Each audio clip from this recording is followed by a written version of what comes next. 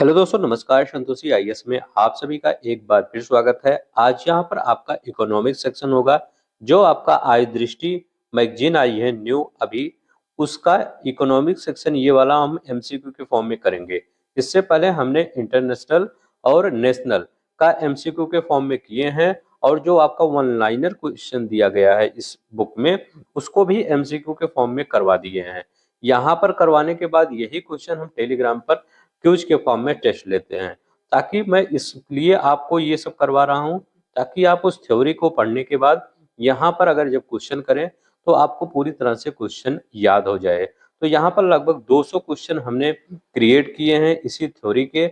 हम वो सब क्वेश्चन बताने वाले हैं। इसका पीडीएफ आपको शाम तक टेलीग्राम के चैनल पर मिल जाएगा। यहाँ पर हम इस बार थोड़ा सा लेट हो गया वीडियो, क्योंकि हमने इसको बाइलिंगुअल के फॉर्म में क्रिएट किया है। बाइलिंगुअल के फॉर्म में इसलिए क्योंकि काफी बच्चे कह रहे थे सर बाइलिंगुअल के फॉर्म में क्रिएट करिए, ताकि जो इंग्लिश मीडियम के बच्चे हैं उनको भी समझने में आसानी हो। इसीलिए थोड़ा सा वीडियो आने में लेट हो गया है, सॉरी उसके लिए। तो चलते हैं, हम शुरू करते हैं। यहाँ पर 200 प्लस क्वेश्चन है सिर्फ इकोनॉमिक सेक्शन के, उनको कर लीजिए। आपको काफी कॉन्फिडेंस आएगा अगर आप आय दृष्टि पढ़ चुके होंगे।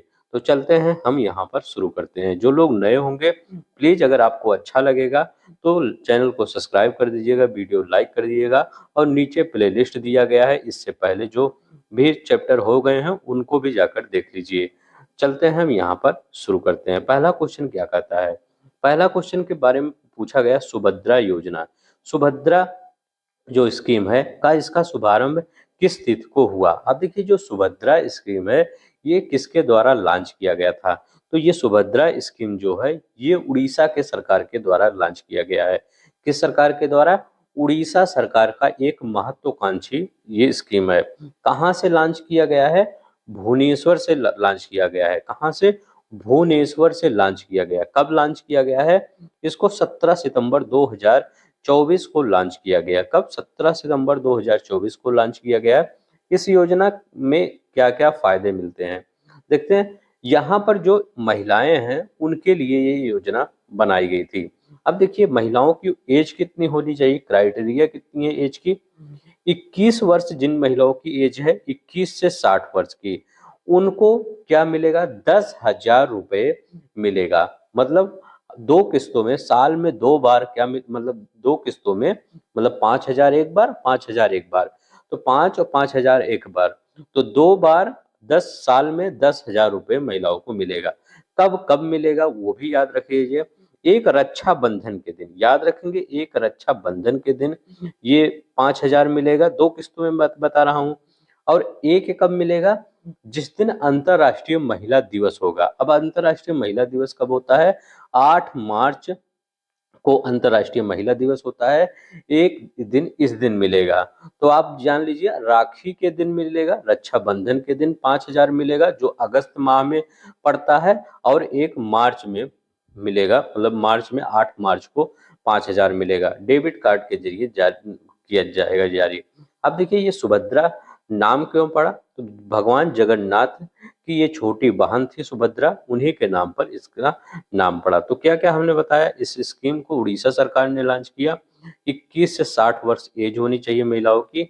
रक्षाबंधन में एक 5,000 मिलेगा। एक 8 मार्च को, जिस दिन अंतरराष्ट्रीय महिला दिवस होगा, उस दिन 10,000 रुपए देना है। याद रखिएगा।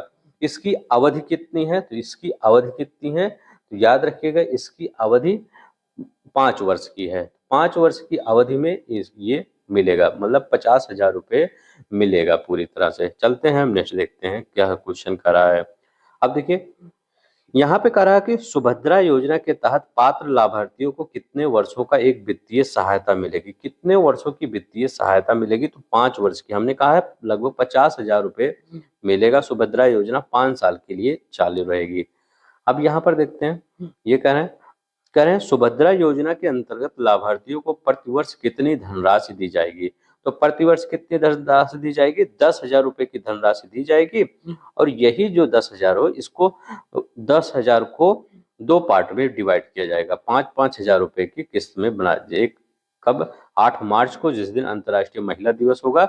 एक दिन रक्षाबंधन के दिन दिया जाएगा। अब आई होप सुभद्रा योजना के बारे में अगर आपसे क्वेश्चन आ जाएगा तो आप गलत नहीं करेंगे। सुभद्रा योजना का नाम किस देवी के नाम पर पड़ा? तो ये देवी सुभद्रा के नाम, ये भगवान जगन्नाथ की छोटी बहन है। कौन? सुभद्रा। इन्हीं के नाम पर इसका नाम पड़ा है। तो चलते हैं नेक्स्ट देखते हैं। यहाँ पर क्या कह रहा है? केंद्रीय कृत पेंशन भुगतान प्रणाली का लाभ कब से लागू होगा? कर रहे हैं केंद्रीय कृत भुगतान लाभ प्रणाली का ये कब से लागू किया जाएगा? ये भी बहुत इंपॉर्टेंट क्वेश्चन है। तो ये कब से लागू किया जाएगा? 1 जनवरी 2025 से ये लागू किया जाएगा, केंद्रीय पेंशन भुगतान प्रणाली CPPS। नेक्स्ट देखते हैं इसके बारे में कुछ और देखते हैं। यहाँ पे कह रहा है कि केंद्रीयकृत पेंशन भुगतान प्रणाली को 1 जनवरी 2025 से किस IT आधुनिकीकरण प्रोजेक्ट के हिस्से के रूप में लॉन्च किया जाएगा? तो किस IT के प्रोजेक्ट के हिस्से के रूप में लॉन्च किया जाएगा? तो ये centralise IT enabled system 2.01 centralise IT enabled system 2.01 के रूप में लॉन्च किया जाएगा। मतलब ये कब? 1 जनवरी 2025 से। अब देखिए यहाँ पर बजट के बारे में कुछ है। यहाँ कह रहा है कि केंद्रीय बजट 2024-25 का कुल अनुमानित आकार, अनुमानित व्यय कितना है? तो ये अनुमानित व्यय मतलब बजट कितना इस बार लाया गया? तो कितना लाया गया? 48,20,512 करोड़ रुपए, इतने बजट आया। अब देखिए यहाँ पर कह रहे हैं कि केंद्र सरकार के अनुमानित कर प्राप्तियां केंद्र को निवल वित्त वर्ष 2024-25 के लिए कितनी है? करें केंद्र सरकार के लिए जो अनुमानित कर होगा वो कितना लाया गया है, मतलब कितना होगा, अनुमान कितना लगाया गया है। तो केंद्र सरकार के जो अनुमानित कर होगा वो कितना है? तो वो याद रखेंगे, वो कितना है? 11,62,940 करोड़ रुपए। कितना? 11,62,940 करोड़ रुपए। यहाँ पर देखते हैं ये क्या करा। वित्त वर्ष 2024-25 के बजट में ब्याज भुगतान का अनुमानित हिस्सा राजस्व प्राप्तियों का कितना % है? In the budget 2024-25 budget the estimate share of interest payment in what percentage of revenue receipt. अब रेवेन्यू रिसिप्ट के बारे में पूछ रहा है, तो ये कितना % है ब्याज भुगतान का अनुमानित हिस्सा बजट में? ये ब्याज भुगतान का अनुमानित हिस्सा राजस्व प्राप्तियों का कितना हिस्सा पूछ रहे हैं? तो ये कितना है? 37.16। ये सब आपके मैगजीन में दिया गया है। अब यहाँ पर देखिए ये क्या करें हैं? प्रधानमंत्री गरीब कल्याण अन्न योजना को कितने वर्षों के लिए विस्तारित किया गया है? For how many years has प्रधानमंत्री गरीब Kalyan Yojana has been extended? विस्तार कितना कर दिया गया है? तो 5 साल के लिए इसका विस्तार कर दिया गया है, प्रधानमंत्री ग्रामीण कल्याण अन्न योजना। यहाँ पर 11 नंबर का क्वेश्चन देखते हैं, करा है प्रधानमंत्री गरीब कल्याण अन्न योजना के तहत कितने लोगों को लाभार्थी बनाया गया है? तो कितने लोगों को? लगभग 80 करोड़ लोगों को लाभार्थी बनाया गया है। ये बजट में बोला गया है। कहाँ पर बोला गया है? अब बजट में बोला गया है 5 वर्ष की अवधि के विस्तारित करते हुए 80 करोड़ लोगों को अधिक लाभार्थी बनाया गया है। कितना? 80 करोड़ लोगों को। अब देखिए यहाँ पर क्या कर रहा है कि इस वर्ष शिक्षा, रोजगार, कौशल प्रशिक्षण के लिए सरकार कितनी राशि का प्रावधान किया गया है? मतलब इस बार जो किसके लिए? शिक्षा के लिए, रोजगार के लिए और कौशल प्रशिक्षण के लिए सरकार ने कितनी राशि का प्रावधान किया है? तो सरकार ने कितनी राशि का प्रावधान किया है? तो 1.48 याद रखेंगे, शिक्षा, रोजगार और कौशल प्रशिक्षण के लिए, या एजुकेशन, एम्प्लॉयमेंट और स्किल ट्रेनिंग के लिए 1.48 लाख करोड़ का प्रावधान किया गया है। यहाँ पर देखते हैं क्या कह रहा है 13 नंबर का। कह रहे हैं बजट 2024-25 में रोजगार, कौशल प्रशिक्षण और अन्य अवसरों के माध्यम से युवाओं को लाभान्वित करने की योजना है। किसके किसके तौर? Employment, skill training and other opportunity जो है उसके तहत कितने करोड़? तो याद रखेंगे 4.1 करोड़। अब यहाँ 14 नंबर क्वेश्चन कर रहा है प्रधानमंत्री की 5 योजनाओं में पहलों के पैकेज के लिए निर्धारित केंद्रीय परिव्यय प्रस्तावित कितना है? तो जो 5 योजनाओं के लिए कह रहे हैं कि प्रधानमंत्री की जो 5 योजनाएं हैं उनकी पहलों के लिए कितनी घोषणा की गई है, तो कितनी 2 लाख करोड़ रुपए, कितना 2 लाख करोड़ रुपए, ये सभी आपके बुक में दिए गए हैं। बजट 2024-25 में भरपूर अवसर का सृजन करने वाली कितनी प्राथमिकताओं पर ध्यान केंद्रित किया गया है, तो कितनी प्राथमिकताओं पर ध्यान केंद्रित किया गया है, 9 प्राथमिकताओं पर ध्यान केंद्रित किया गया है। याद रखिएगा, बजट जो इस बार आया था 9 प्राथमिकताओं पर ध्यान केंद्रित किया गया था। कौन कौन से प्राथमिकताएं थे? कृषि और उत्पादकता और अनुकूलता, रोजगार और कौशल प्रशिक्षण, समावेशी मानव विकास संसाधन सामाजिक न्याय था, चौथा विनिर्माण और सेवाएं था, पांचवा शहरी विकास था, छठवां ऊर्जा था, सातवां अवसंरचना था, आठवां नवाचार अनुसंधान और विकास था, आठवां और 10वां 9वां क्या था? अगली पीढ़ी में सुधार था। यही 9 परियोजनाओं पर काम किया गया था। अब यहाँ पर देखते हैं, यहाँ पर कह रहा है कि बजट 2024-25 में कृषि क्षेत्र में उत्पादकता और अनुकूलता बढ़ाने के लिए कितने जैव आदान बायो इनपुट रिसोर्स सेंटर स्थापित किए जाएंगे? कितने बायो इनपुट रिसोर्स सेंटर स्थापित किए जाएंगे? तो लगभग 10,000 बायो इनपुट रिसोर्स सेंटर स्थापित किए जाएंगे, 2024-25 के बजट में बोला गया है। यहाँ पर देखिए, रोजगार और कौशल प्रशिक्षण के तहत प्रधानमंत्री पैकेज के एक भाग के रूप में कितनी योजनाओं को लागू की जाएगी? तो कितनी योजनाओं को लागू की जाएगी? ये 3 योजनाओं को लागू की जाएगी रोजगार, कौशल और प्रशिक्षण के तहत प्रधानमंत्री पैकेज के रूप में। कितनी? 3 योजनाओं को। अब देखिए, यहाँ पर कह रहा है, योजना के तहत ईपीएफओ में पंजीकृत पहली बार रोजगार प्राप्त करने वाले कर्मचारियों को अधिकतम कितनी राशि का प्रत्यक्ष लाभ अंतरण किया जाएगा? मतलब जो पहली बार ये रोजगार प्राप्त कर रहे हैं उनको कितने राशि प्रदान की जाएगी? तो ये 15,000 रुपए, याद रखेंगे, 15,000 रुपए। नेक्स्ट देखते हैं, 19 नंबर क्या करा है? योजना खा के तहत पहली बार रोजगार प्राप्त करने वाले कितने युवाओं और उनके नियोक्ताओं को लाभ प्राप्त होने की उम्मीद है?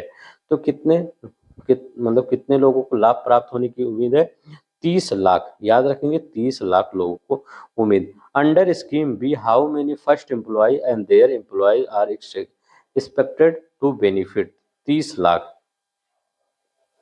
अब देखिए, यहाँ पर योजना गा के तहत प्रत्येक परिवार अतिरिक्त कर्मचारी के लिए नियोक्ताओं में ईपीएफओ अंशदान हेतु कितनी प्रतिपूर्ति करेगा? तो ये कितनी प्रतिपूर्ति करेगा? लगभग 30,000 रुपए। तो वो 3,000 प्रति माह जो ईपीएफओ में दिया जाएगा, तो अंशदान कितना होगा प्रत्येक कर्मचारी को? उसमें 3,000 रुपए प्रति माह होगा।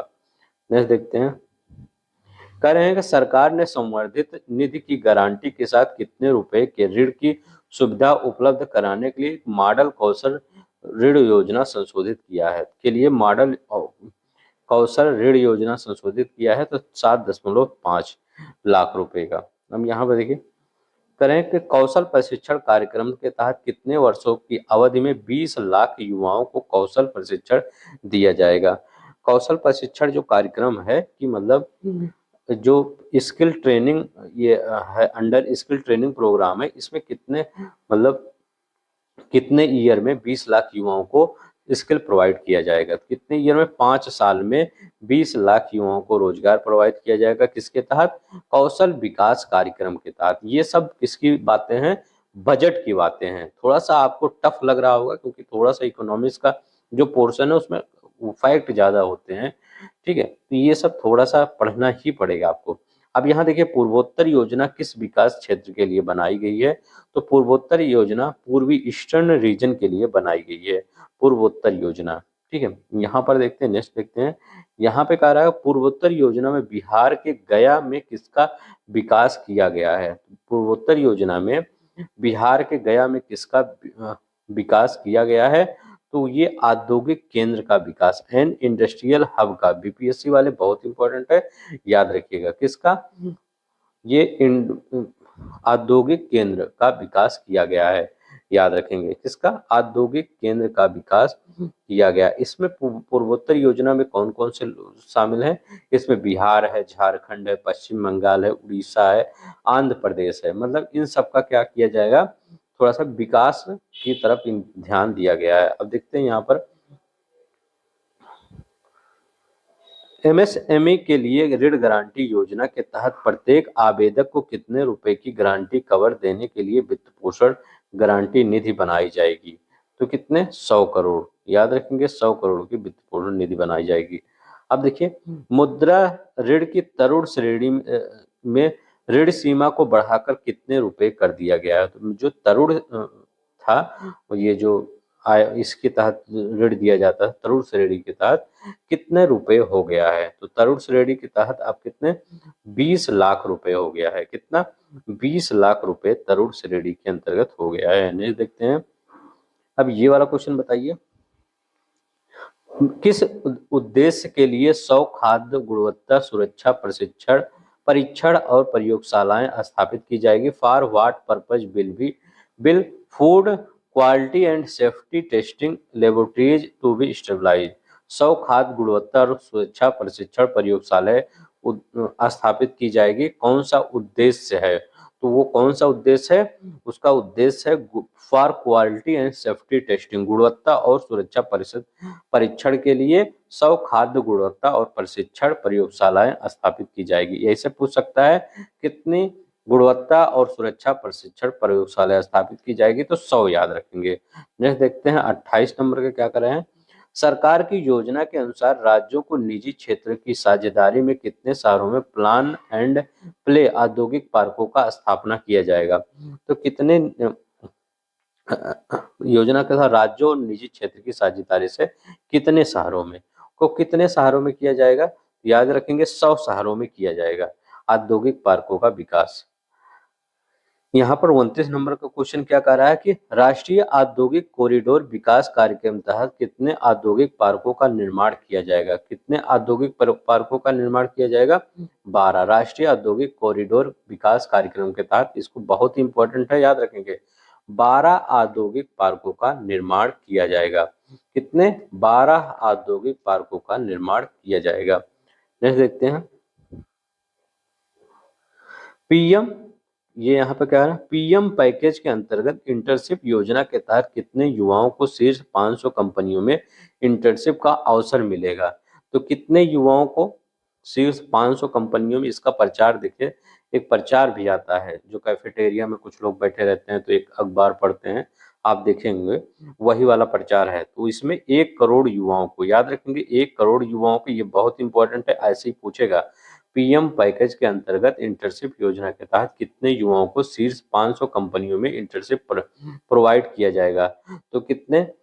1 करोड़ युवाओं को। देखिए, कुछ चीजें टफ होती हैं, लेकिन अगर आप उस टफ चीज को पढ़ लेते हैं तो अगर वो क्वेश्चन आ जाता है तो वो क्वेश्चन बहुत ही कम लोग कर पाते हैं, सिर्फ वो आप ही कर सकते हैं। जैसे इकोनॉमिक्स के पोर्शन थोड़ा सा अगर कुछ बच्चों को टफ लगता है, लेकिन इकोनॉमिक्स का पोर्शन आपके स्टैटिक जीके से कम आता है। जैसे ज्योग्राफी और हिस्ट्री स्टैटिक जीके के पार्ट ज्यादा होते हैं, लेकिन जो इकोनॉमिक्स होता है वो करंट बेस बहुत ज्यादा पूछ लेता है। इसीलिए आपको ये जितना बजट आया है, इकोनॉमिक सर्वे आया है, उत्तर प्रदेश का बजट आया है, ये सबको बहुत डिटेल में पढ़ के जाना पड़ेगा अगर आपको रैंक में आना है। ठीक है, वैसे तो हिस्ट्री ज्योग्राफी बहुत लोग कर लेंगे, लेकिन इकोनॉमिक्स पोर्शन अगर आप करंट बेस पढ़ लिए हैं तो उसको बहुत कम लोग कर पाते हैं और आपका सिलेक्शन का चांस बढ़ जाता है। तो चलते हैं यहाँ पर देखते हैं, यहाँ पे क्या कर रहा है। इसीलिए देखिए, मैं मेहनत करता हूँ आपके लिए, हिंदी इंग्लिश में इसलिए बना देता हूँ, हो सकता है किसी बच्चों को हिंदी वाला ना समझ में आए, इकोनॉमिक्स का कुछ टर्म हिंदी में नहीं समझ में आता, इंग्लिश में ही समझ में आता है, इसलिए मैंने ये सब किया, आपके लिए मेहनत किया हूँ। तो प्लीज आप सब, अगर आपसे रिक्वेस्ट है, आप सब थोड़ा सा ये कर दिया करिए, मतलब लाइक सब्सक्राइब कर दिया करिए ताकि हमारा मोटिवेशन बना रहे। ऊर्जा सुरक्षा USC AUSC thermal power plant का संयुक्त उद्यम कौन कौन करेगा?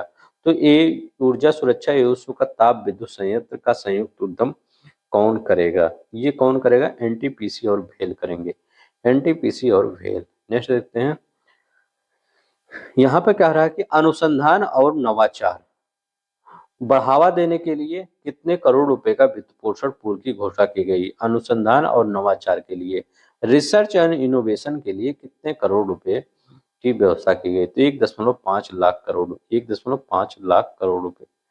यहाँ पर देखिए 33 नंबर का, सरकार ने अंतरिक्ष अर्थव्यवस्था को बढ़ाने के लिए कितनी राशि के वेंचर कैपिटल फंड को बनाने की योजना बनाई है? तो कितनी राशि के? तो 1,000 करोड़ रुपए के, 1,000 करोड़ रुपए के राशि की वेंचर कैपिटल फंड बनाने की योजना बनाई है। अब यहाँ पर देखते हैं, भूमि सुधारों के लिए सभी भूखंडों को किस प्रकार के विशेष पहचान की संख्या दी जाएगी? For land reform what type of unique identification number will be provided to all land parcels? तो कितना किया जाएगा? तो याद रखिएगा, भू आधार संख्या। किसके आधार पर? लैंड आधार नंबर। ठीक है, याद रखिएगा, भूखंडों के को किस प्रकार के विशेष पहचान, जैसे अभी आप सबका आधार बनता है, ऐसे अब लैंड का आधार बन जाएगा। ये याद रखिए कि ताकि जो झगड़े होते हैं उनको मिनिमाइज किया जा सके। तो भू आधार संख्या के आधार पर। अब यहाँ पर देखते हैं क्या होता है, क्या करें, सरकार ने कैंसर की कितनी दवाओं को सीमा शुल्क से छूट दी है? तो सरकार ने कहा है कि कैंसर की जो ये 3 दवाएं हैं, तो इन्हीं 3 दवाओं पर सीमा शुल्क से छूट प्रोवाइड किया है। तो ये याद रखेंगे, कितनी दवाएं हैं? 3 दवाएं हैं। तो ये याद रखेंगे, 3 दवाएं हैं। अब यहाँ पर देखते हैं नेक्स्ट, वित्तीय परिसंपत्तियों पर लघु अवधि के लाभों पर कर की दर होगी। What will be tax rate on short term gains from financial asset? तो कितना होगा? 20% होगा। नेक्स्ट देखते हैं, यहाँ पे कह रहा 37 का, सरकार ने किस प्रकार के उत्पादों के विनिर्माण के लिए पूंजीगत वस्तुओं पर छूट दी है? तो किस प्रकार के? तो ये सोलर और पैनल पर। यहाँ पर क्या किया है, for manufacturing which type of product has the government provided exemption on capital goods? तो सोलर सेल और पैनल। तो सरकार ये भी सोच रही है कि इस प्रकार से थोड़ा सा जो कोयले से बिजली की खपत होती है उससे कम होगा, मतलब सबका ही फायदा होगा, नेचर का भी फायदा होगा इसमें।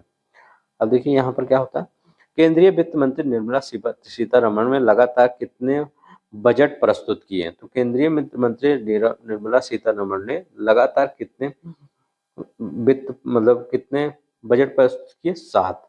इसमें 6 पूर्ण बजट है, एक आपका अंतरिम बजट है। एक अंतरिम जो अभी पिछले साल ही मार्च में शायद आया था, वो अंतरिम बजट था। ठीक है, तो वो जो बजट था इसी साल जो मार्च में आया था, वो क्या था? वो अंतरिम बजट था, और 6 बजट जो था पूर्ण बजट था। तो सब मिला के 7 बजट इन्होंने प्रस्तुत कर दिया है। अब देखिए 39 देखते हैं, वर्ष 2024-25 में कुल बजट अनुमान 48.21 लाख करोड़ में राजस्व प्राप्तियों का कितना हिस्सा है? तो ये कह रहे हैं किसका? रेवेन्यू रिसिप्ट पूछ रहे हैं। बहुत बार पूछा जाता है जी, इसमें का जो 48 लाख करोड़ रुपए का है, इसमें रेवेन्यू रिसिप्ट कितना परसेंट है? तो रेवेन्यू रिसिप्ट कितना परसेंट है? बहुत ज्यादा है, 64.91%। कितना है? 64.91%, 91%। अब इसमें क्या रखा रहे हैं कि 2024-25 के बजट कुल पूंजीगत प्राप्तियों की अनुमानित है, करें कुल पूंजी कैपिटल रिसिप्ट कितना है? तो कैपिटल रिसिप्ट पूछ रहे हैं, वो कितना है? तो कैपिटल रिसिप्ट कितना है? 16.91 लाख करोड़। अभी ये शायद क्वेश्चन आया ही था। अब देखिए यहाँ पर, घरेलू क्रूज संचालन के लिए बजट 2024-25 में किस प्रकार की व्यवस्था की गई है? तो किस प्रकार की? सिंप्लीफाइड टैक्स सिस्टम की व्यवस्था की गई है, सरल कर व्यवस्था की व्यवस्था की गई है। अब यहाँ पर देखिए 42 नंबर का, बजट 2024-25 में विदेशी कंपनियों पर कारपोरेट की दर 40% घटाकर कितना किया गया है? तो कारपोरेट की दर 40% से घटाकर 35, ताकि आए कंपनियां यहाँ पर निवेश करें। अब यहाँ पर देखो का वर्ष 2024-25 के लिए राजकोषीय घाटा कितने लाख करोड़ का है? तो भारत का 2000 मतलब 24-25 के लिए राजकोषीय घाटा कितना अनुमानित है? 16.13 लाख करोड़ रुपए। नेक्स्ट क्वेश्चन क्या कहता है, यहाँ पे कह रहा है कि 2024-25 में राजस्व घाटा सकल घरेलू जीडीपी का कितना परसेंट अनुमानित है? तो जीडीपी का कितना परसेंट अनुमानित है? तो ये कितना परसेंट अनुमानित है? 1.4%। कितना? सॉरी, 1.8%, 1.4 नहीं, 1.8% अनुमानित है। 1.4% ये क्या है? ये कह रहा है भारत का प्राथमिक घाटा जीडीपी का कितना परसेंट? करें प्राथमिक घाटा, इंडिया प्राइमरी डेफिसिट एस्टीमेट, तो ये 1.4% है। और जो 1.8% है वो रेवेन्यू डेफिसिट है। कितना रेवेन्यू डेफिसिट अगर पूछा जाए तो वो 1.8% है। और प्राइमरी डेफिसिट अगर पूछा जाए तो 1.4% है। 46 नंबर का क्वेश्चन देखते हैं। कह रहे हैं कि नई कर प्रणाली में वेतन भोगियों और पेंशन भोगियों के लिए मानक कटौती स्टैंडर्ड डिडक्शन को सीमा कितने रुपए तक बढ़ाने का प्रस्ताव है। तो कितने रुपए तक बढ़ाने का प्रस्ताव है? 75,000 करोड़, वो सॉरी 7500 करोड़ रुपए, सॉरी 75,000 रुपए से बढ़ाने का प्रस्ताव है। कितने? 75,000 रुपए बढ़ाने का, करोड़ आ रहा है वही पीछे वाला।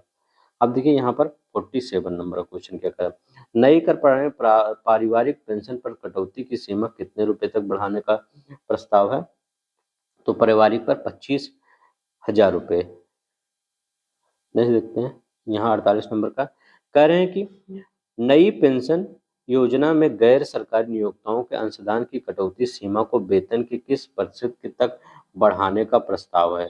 तो वेतन के 14% तक बढ़ाने का प्रस्ताव है। नेक्स्ट देखते हैं 49 नंबर क्वेश्चन करें, वित्त वर्ष 2023 में भारतीय अर्थव्यवस्था का आकार लगभग कितना है। तो भारतीय अर्थव्यवस्था का आकार लगभग कितना था? 23 में पूछ रहे हैं। 23 में भारतीय अर्थव्यवस्था का आकार कितना था? 3.6 ट्रिलियन US डॉलर। कितना? 3.6 trillion US dollar. 50 number question करें, वित्त वर्ष 2024 में सकल कर राजस्व ग्रॉस टैक्स रेवेन्यू का कितना परसेंट अप्रत्यक्ष करों को प्राप्त हुआ है।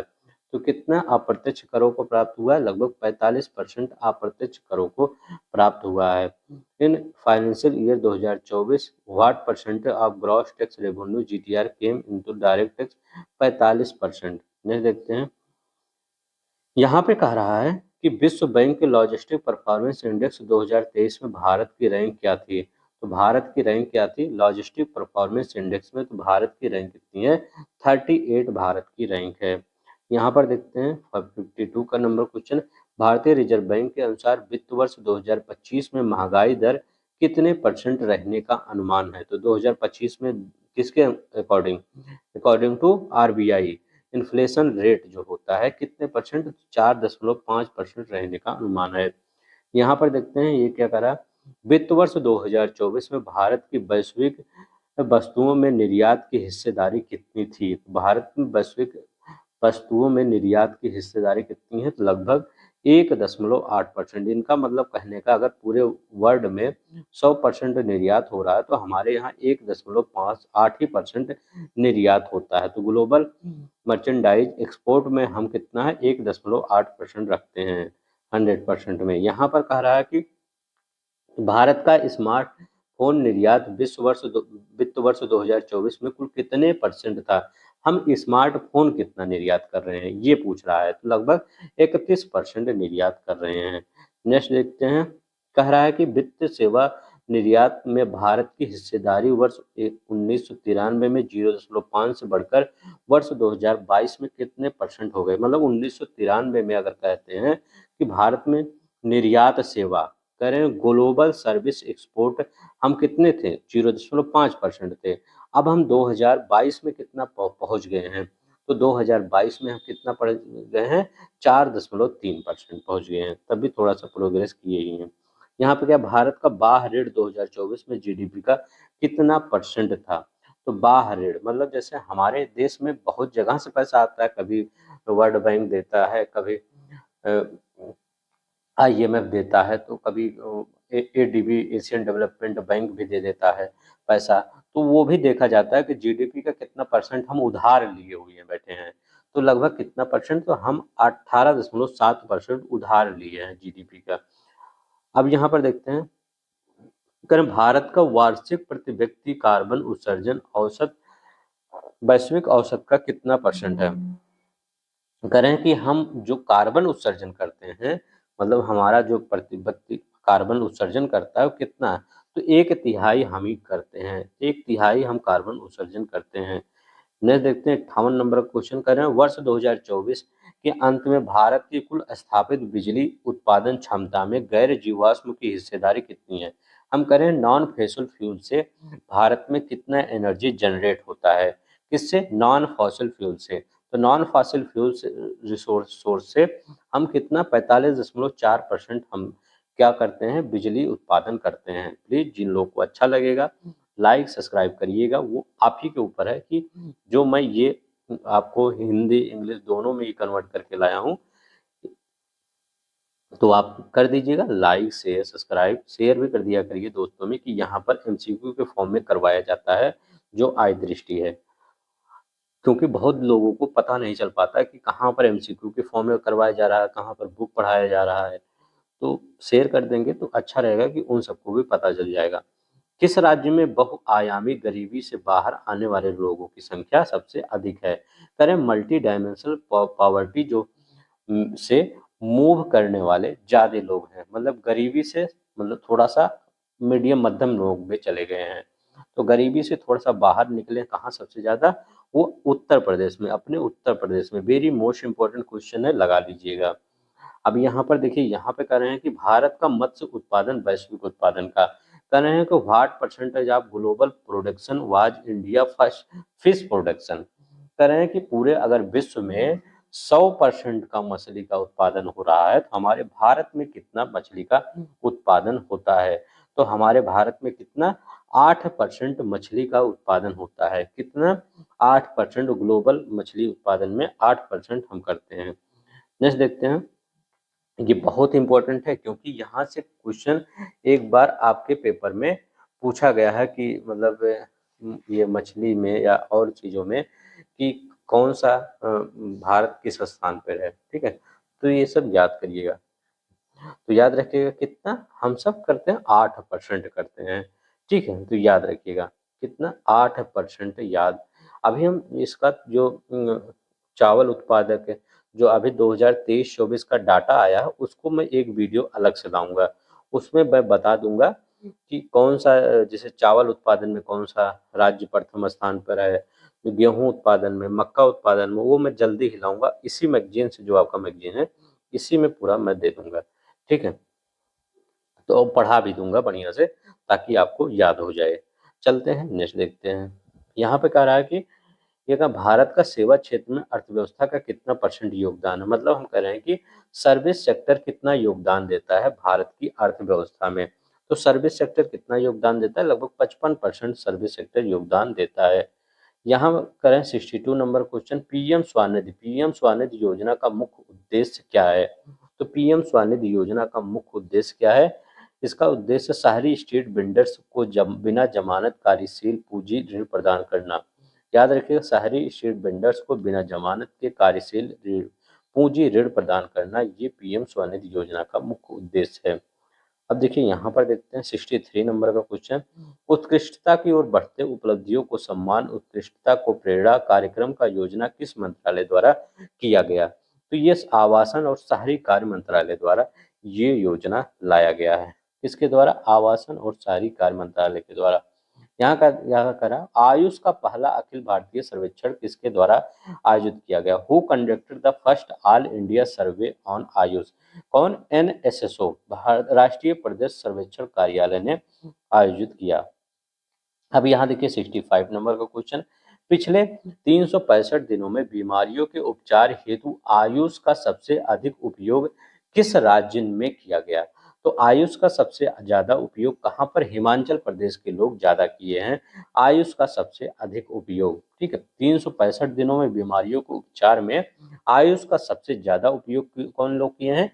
हिमाचल प्रदेश के लोग ज्यादा ही किए हैं। नेक्स्ट देखते हैं, यहाँ पे कह रहा है कि वित्तीय वर्ष 2023-24 के लिए वास्तविक सकल घरेलू उत्पाद की अनुमानित वृद्धि दर क्या है? तो वास्तविक सकल हम कहें real GDP of physical year 2023-24, तो ये कह रहे हैं ये कितना है? तो कितना है? लगभग 8.2%। नेक्स्ट देखते हैं, इस वीडियो को आप जरूर देखिएगा, इससे पहले भी जो वीडियो अपलोड हुए हैं उनको भी देख लीजिए, आपका जो भी ये थ्योरी वाला पार्ट होगा याद हो जाएगा। यहाँ पर देखिए वित्त वर्ष 2023-24 में वास्तविक सकल मूल्य संवर्धन रियल जीबी की वृद्धि दर क्या रही है? तो रियल जीबी की वृद्धि दर क्या रही है?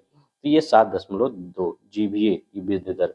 तो रियल जीबीए की वृद्धि दर कितनी रही है? 7.2%। अब यहाँ पर देखिए उन्नत योजना का मुख्य उद्देश्य क्या है। तो उन्नत योजना जो है उसका मुख्य उद्देश्य क्या है, इसका उद्देश्य है लाभकारी रोजगार उत्पन्न करना। लाभकारी रोजगार उत्पन्न करना उन्नत योजना का मुख्य उद्देश्य है। अब यहाँ पर देखते हैं 69 नंबर क्वेश्चन, उत्तर पूर्व परिवर्तनकारी औद्योगिकरण योजना उन्नति जिसको बोलते हैं, ये परिवर्तन मंत्रालय द्वारा कार्यान्वित की जाएगी। किस मंत्रालय द्वारा कार्यान्वित की जाएगी। तो ये उद्योग संवर्धन और आंतरिक व्यापार विभाग, वाणिज्य और उद्योग मंत्रालय द्वारा ये कार्यान्वित किया जाएगी। उन्नत की अवधि कितनी है, इसकी कह रहे हैं इसका अवधि कितनी, कितने साल के लिए। तो 10 साल के लिए ये योजना काम करेगी। कितने साल के लिए, 10 साल के लिए ये योजना काम करेगी। याद रखेंगे कितने साल के लिए, 10 साल के लिए। नेक्स्ट देखते हैं। अब यहाँ पर देखते हैं, यहाँ पर क्या कह रहा है कि उन्नत योजना के अंतर कितने प्रत्यक्ष रोजगार उत्पन्न होने का अनुमान है।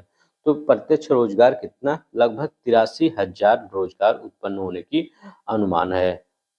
अब यहाँ देखिए, अब WEID निधि का उद्देश्य क्या है, ये भी इंपॉर्टेंट है। WEID निधि, तो ये मतलब ये जो WEID निधि है, ये इसका उद्देश्य क्या है, इसका उद्देश्य महिला उद्यमियों को राष्ट्रीय व्यापार और डिजिटलीकरण के माध्यम से सशक्त बनाना WEID का मुख्य उद्देश्य है।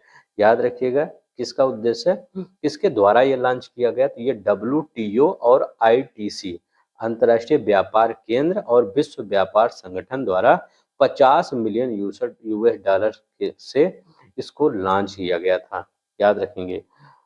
अब यहाँ पर देखिए करें, WEID निधि की शुरुआत किस कार्यक्रम के अवसर पर किया गया। तो ये WTO के 13वें मंत्री स्तरीय सम्मेलन के तहत ये किया गया है। अब देखिए WEID निधि का पहला दाता कौन है, पहला डोनर कौन है, ये पूछ रहे हैं। तो इसका पहला डोनर, पहला दाता कौन सा है। तो ये इसका पहला डाला संयुक्त अरब अमीरात है। याद रखेंगे UAE है। याद रखेंगे। अब यहाँ पर देखते हैं WEID निधि का लाभ किन देशों की महिलाओं को दिया जाएगा। तो इनको किस देश की महिलाओं को दिया जाएगा। तो ये जो विकासशील अर्थव्यवस्थाएं और कम विकसित अर्थव्यवस्थाएं हैं, इन सब की महिलाओं को दिया जाएगा। याद रखेंगे किसना, इसका। अब देखिए अगर ये पूछे तो UAE ने कितना दान दिया है। तो 5 मिलियन US$ का दान दिया है। कितना, 5 मिलियन US$ का दान दिया है। नेक्स्ट देखते हैं। करें 21 फरवरी 2024 को केंद्रीय मंत्रिमंडल द्वारा भारतीय अंतरिक्ष क्षेत्र में अनुमोदित प्रत्यक्ष विदेशी निवेश FDI कितने परसेंट तक कम कर दिया गया है। तो अगर देखा जाए कि इसमें अंतरिक्ष में FDI कितना 100% तक FDI कर दिया गया है। कितना, 100% तक FDI कर दिया गया है। अब यहाँ पर देखते हैं, कह रहे हैं भारतीय अंतरिक्ष क्षेत्र में FDI नीति में प्रस्तावित सुधार क्या है। तो कह रहे हैं जो अंतरिक्ष क्षेत्र में ये नीति सुधार क्या है। तो इसमें क्या है, लिबरलाइज एंट्री रूट और क्लियरिटी इन FDI प्रोविजन, बी वाला सही है। यहाँ पर देखते हैं क्या कह रहा है। यहाँ कह रहा है कि उत्तर प्रदेश द्वारा वित्तीय वर्ष 2024-25 के लिए बजट कुल अनुमान कितना है। What is the total budget of estimate presented by Uttar Pradesh government financial year 2024-25। अभी जो उत्तर प्रदेश के द्वारा बजट पेश किया गया था, ये क्वेश्चन कहाँ आया था, RO जो पेपर आपका निरस्त हो गया उसी में ही आया था। 7,36,437.71 करोड़, ये याद रखेंगे। बजट से आपके पेपर में क्वेश्चन आने वाला है, उत्तर प्रदेश बजट हो या सेंट्रल बजट हो। How much revenue account expenditure include in the Uttar Pradesh budget. Uttar Pradesh budget 2024 में राजस्व लेखा व्यय में कितना धन शामिल है। तो राजस्व लेखा बल में कितना धन शामिल है, 5,32,655.33 करोड़ रुपए। अब यहाँ देखिए कह रहा है कि उत्तर प्रदेश बजट 2024-25 में कितनी नई योजनाओं को शामिल किया गया है। कितनी नई योजनाएं शामिल की गई है, नई योजनाओं के लिए कितना पैसा। How much new scheme have been include in Uttar Pradesh budget 2024-25। तो कितना, याद रखिएगा 24,863.57 करोड़ रुपए नई योजनाओं के लिए दिया गया है। क्वेश्चन पूछने का थोड़ा सा दूसरा तरीका होना चाहिए। अब यहाँ पर देखते हैं मुख्यमंत्री कन्या सुमंगला योजना के अंतर्गत प्रावधानिक राशि में कितना परसेंट वृद्धि की गई है? पहले कितना था? ये जो मुख्यमंत्री कन्या सुमंगला योजना दिया जाता था, पहले इसमें 15,000 रुपया दिया जाता था, लेकिन अब कितना दिया जाता है? तो अब इसमें दिया जाता है 25,000 रुपये। तो 10,000 रुपये की वृद्धि कर दी गई है। कितनी? 10,000 रुपये की वृद्धि कर दी गई है। अब यहाँ पर देखिए 25,000 हो गया है, ये डेट याद रखिएगा, मतलब अमाउंट याद रखिएगा। रोजगार में अवसरों के लिए क्षमता निर्माण और प्रशिक्षण हेतु कौन सा नया संस्थान स्थापित किया गया है? तो कौन सा नया संस्थान? राष्ट्रीय फैशन प्रौद्योगिकी संस्थान स्थापित किया गया है। नेक्स्ट देखते हैं, यहाँ पे कह रहा है क्या? नेक्स्ट क्वेश्चन कर रहे हैं, how many IITI are upgraded along the establishment to mega government IIT? 2 mega IIT की स्थापना के लिए कितने IIT उन्नयन किया गया है? तो कितने IIT का उन्नयन किया गया है? 69। नेक्स्ट देखते हैं, कौन सा क्वेश्चन कर रहा है? यहाँ कर रहा है, वरिष्ठ नागरिक कल्याण कोष का उद्देश्य क्या है? तो वरिष्ठ नागरिक कल्याण कोष का उद्देश्य क्या है? वरिष्ठ नागरिकों का कल्याण। क्या है? वरिष्ठ नागरिकों का कल्याण इसका उद्देश्य है। नेक्स्ट देखते हैं, यहाँ पे कह रहा है कि राज्य में कृषि प्रथाओं को बढ़ाने का कौन सा योजना है? तो राज्य में कृषि प्रथाओं को बढ़ाने के लिए कौन कौन सी योजना है? मुख्यमंत्री खेत सुरक्षा योजना एक चालू की गई है। मुख्य राज्य कृषि विकास योजना चालू की गई है। मुख्यमंत्री लघु सिंचाई योजना चालू की गई है। इनहेंसिंग एग्रीकल्चर प्रैक्टिस के लिए ये तीनों योजना, एक योजना और है, ऑर्गेनिक कल्चर टिश्यू लैब और कृषि पर्यटन केंद्र की भी स्थापना की जाएगी। किसकी? कृषि पर्यटन केंद्र की। तो उपयोग तो सभी हो जाएगा। नेक्स्ट देखते हैं, यहाँ 86 नंबर क्वेश्चन कर, भारतीय अर्थव्यवस्था एक समीक्षा रिपोर्ट के अनुसार वित्त वर्ष 2024 में भारतीय अर्थव्यवस्था की अपेक्षित वृद्धि दर कितनी है? तो भारतीय अर्थव्यवस्था की अपेक्षित वृद्धि दर कितनी है? 7% या उससे अधिक है। यहाँ पर देखते हैं क्या कह रहा है, यदि वित्त वर्ष 2025 का पूर्वानुमान सही साबित होता है तो महामारी के बाद भारतीय अर्थव्यवस्था की वृद्धि दर 7% या उससे अधिक कितने लगातार वर्षों तक रहेगी? तो कितने लगातार वर्षों तक रहेगी? 4 वर्षों तक, 4 ईयर तक। अब यहाँ पर देखते हैं क्या कह रहा है कि पिछले 10 वर्षों में भारत ने विश्व की सबसे बड़ी अर्थव्यवस्थाओं में कौन सा स्थान प्राप्त किया है? पिछले 10 वर्षों में भारत ने अर्थव्यवस्थाओं में 5वीं रैंक प्रदान किया है। कौन से रैंक भारत ने प्रदान किया है? 5वीं रैंक प्रदान किया है, याद रखेंगे। कौन सी? 5वीं रैंक। नेक्स्ट देखते हैं, कौन सा क्वेश्चन है? कह रहे हैं कि 2014 से 24 के बीच भारत को G20 देशों में सबसे तेजी से बढ़ती हुई अर्थव्यवस्था बनाने में संरचनात्मक सुधार दिए हैं। तो उसमें संरचनात्मक सुधार जो हुआ है वो कौन सा है? तो ट्रेड लिबरलाइजेशन ये भी सही है। टैक्स रिफॉर्म किया गया है। डिजिटलाइजेशन किया। सबसे ज्यादा इम्पोर्टेंट हमको यही लगता है कि डिजिटल से बहुत चीजें आसान हो गई हैं। ऑल ऑफ द एबव सही है। अब यहाँ पर देखते हैं, अब जैसे और भी कंपनियां आना चाहती हैं भारत में, जैसे स्टारलिंक है, उसको भी मोदी जी को बहुत ही बड़े पैमाने पर, मतलब उसको छूट देना चाहिए लॉन्च होने के लिए, ताकि जो कंपटीशन है ये इसमें और बढ़ सके। जिस जैसे कंपटीशन बढ़ेगा वैसे ही लोगों को ज़्यादा सर्विस अच्छी मिलेगी। अगर कंपटीशन कम रहेगा तो सब ये सर्विस अच्छी नहीं मिलेगी। अगर स्टारलिंक आता है तो कंपटीशन बढ़ेगा, जिससे आप ही एक जनता को ही फायदा होगा, मिडिल क्लास लोगों को ही फायदा होगा। अब यहाँ पर देखते हैं, भारतीय अर्थव्यवस्था समीक्षा रिपोर्ट में भारत सरकार को किस विभाग ने जारी किया? तो ये भारत सरकार के किस विभाग ने जारी किया? मिनिस्ट्री ऑफ फाइनेंस ने जारी किया। अब यहाँ पर देखते हैं, आजादी के बाद पहले 67 वर्षों में भारत में कितने हवाई अड्डे बने थे? आजादी के बाद पहले जो 67 वर्षों में कितने हवाई अड्डे बने थे? 74 हवाई अड्डे ही बने थे। लेकिन अब कितने हवाई अड्डे? लगभग 150 के करीब हवाई अड्डे हो गए हैं। 140 से 45 किसी के करीब है, मैं दिक्कत वो, ठीक है। तो 174। अब नेक्स्ट देखते हैं, यहाँ पर भारत में वर्ष 2023 में उच्च शिक्षा में कुल नामांकन कितना था? तो भारत में वर्ष 2023 में उच्च शिक्षा में नामांकन 4.1 करोड़ रुपए लोगों का था। यहाँ पर 31 दिसंबर 2023 में गठित 16वें वित्त आयोग के अध्यक्ष कौन है? तो जो 16वें वित्त आयोग के अध्यक्ष हैं डॉक्टर अरविंद पनगड़िया। याद रखिएगा, डॉक्टर अरविंद पनगड़िया ये 16वें वित्त आयोग के अध्यक्ष हैं। अब देखिए यहाँ पर क्या है, भारत में वर्ष 2023 में मान्यता प्राप्त स्टार्टअप की संख्या कितनी है? तो मान्यता प्राप्त स्टार्टअप की संख्या कितनी है? तो भारत में मान्यता प्राप्त स्टार्टअप की संख्या 98,000 है। याद रखेंगे। यहाँ पर देखते हैं क्या करें। 16वें वित्त आयोग द्वारा 1 अप्रैल 2026 से शुरू होने वाले किस अवधि के लिए आच्छादित किया जाएगा? मतलब ये जो कमीशन स्टार्ट हो रहा है 16वां फाइनेंस कमीशन, इसका ड्यूरेशन बता रहे हैं कितने साल के लिए होगा? तो ये कितने साल के लिए? 5 साल के लिए होगा। कितने साल के लिए? 5 साल के लिए होगा, जिसके अध्यक्ष होंगे अरविंद अरविंद पनगड़िया। याद रखिएगा कौन है? अरविंद पनगड़िया। इनका नाम याद रखिएगा, पूछ सकता है आप इनका नाम। ठीक है, 96 देखते हैं क्वेश्चन। 16वें वित्त आयोग के संदर्भ की शर्तों को मंजूरी कब दी गई थी? तो ये मंजूरी कब दी गई थी? तो ये कब दी गई थी? 29 नवंबर 2023। इतना इंपॉर्टेंट नहीं है, देख लीजिए बस।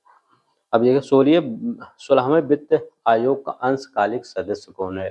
कह रहे हैं कि 16वें वित्त आयोग का जो अंशकालिक सदस्य है वो कौन है? 16वें वित्त आयोग का अंशकालिक सदस्य कौन? डॉक्टर सौम्या कांति घोष। याद रखिएगा, सौम्या कांति घोष। नेक्स्ट देखते हैं 98 नंबर क्वेश्चन।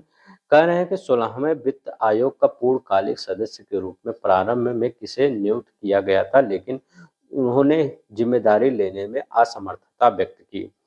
तो पहले उन्होंने उनको नियुक्त किया गया था, फिर उन्होंने जिम्मेदारी लेने से असमर्थता व्यक्त की। तो डॉक्टर निरंजन राधाकृष्णन। याद रखिएगा, ये सी वाला आंसर सही है। नेक्स्ट देखते हैं डॉक्टर निरंजन राधाकृष्णन के स्थान पर 16वें वित्त आयोग के पूर्णकालिक सदस्य रूप में किसकी नियुक्ति की गई? तो इनके स्थान पर किसकी नियुक्ति की गई? तो मनोज पांडा की नियुक्ति की गई। किसकी? मनोज पांडा की। अब देखिए नेक्स्ट क्वेश्चन। कह रहे हैं कि PLFS रिपोर्ट के अनुसार जुलाई 2023 में जून 2024 के लिए 15 वर्ष या उससे अधिक उम्र में की महिलाओं के लिए श्रम बल प्रतिभागी दर कितनी थी? तो श्रम प्रतिभागी दर 41.7%। PLFS रिपोर्ट के अनुसार 2023 से 24 जुलाई 2023 से 24 की अगर हम बात करते हैं, 15 वर्ष या उससे अधिक उम्र के पुरुषों को सामरिक जनसंख्या अनुपात WPR कितना था? तो ये कह रहे हैं WPR कितना था? तो कितना था? 76.3%। अब देखिए यहाँ पर 102 नंबर क्वेश्चन देखते हैं। PLFS रिपोर्ट के अनुसार जुलाई 2022 जून 2023 के दौरान 15 वर्ष या उससे अधिक उम्र के पुरुषों और महिलाओं के लिए कुल श्रम बाल प्रतिभागी दर क्या थी? तो ये बाल प्रतिभागी दर कितनी है? कुल श्रम बल प्रतिभागी दर कितनी है? तो ये कितनी है? 57.9%। कितनी है? 57.9%। नेक्स्ट देखते हैं। अब देखिए यहाँ पर करें PLFS रिपोर्ट के अनुसार 2023 में सामान्य स्थित PS प्लस एस सभी उम्र के लोगों को किस राज्य में सबसे अधिक बेरोजगारी दर और किस राज्य में सबसे कम बेरोजगारी दर दर्ज की गई? तो मतलब किस राज्य में सबसे अधिक बेरोजगारी दर्ज की गई? तो गोवा में सबसे अधिक बेरोजगारी दर्ज की गई। याद रखिए कितना? 8.5%। इसके अनुसार PLFS रिपोर्ट के अनुसार। और मध्य प्रदेश में 0.9% बेरोजगारी। अब यहाँ पर देखते हैं, यहाँ क्या कर रहा है कि under which scheme act by the national bank of finance infrastructure and development stabilise. National bank for financial infrastructure and development की स्थापना किस अधिनियम के तहत की गई? तो इसकी स्थापना किस अधिनियम के द्वारा की गई? इसकी स्थापना national bank for financial infrastructure and development act 2021 के अंतर्गत इसकी स्थापना किया गया। 105 नंबर क्वेश्चन क्या कह रहा है? What is the primary purpose of designating NABFID as a public financial infrastructure? अधिसूचित करने का मुख्य उद्देश्य क्या है? इसका मुख्य उद्देश्य क्या है? इसका मुख्य उद्देश्य है to increase its capacity to finance large scale infrastructure. ये वाला सही है। यहाँ पर देखते हैं इन अगस्त 2024 which organization was recognized by RBI as a self-regulatory organization in the fintech sector? कौन है ये? कौन है? फेस, याद रखे face, fintech association for consumer employment. मौद्रिक नीति वक्तव्य 2024-25 के अनुसार अगस्त 2024 में एमपीसी द्वारा नीतिगत रेपो दर कितनी तय की गई? तो नीतिगत रेपो दर कितनी दी गई? 6.50%। कितना? 6.50। देखते हैं। अब देखिए यहाँ पर मौद्रिक नीति, ठीक है, मॉनेटरी पॉलिसी स्टेटमेंट के अनुसार 2024-25 में वास्तविक जीडीपी वृद्धि दर का अनुमान कितना है? तो मौद्रिक नीति के अनुसार 7.2%। देखते हैं।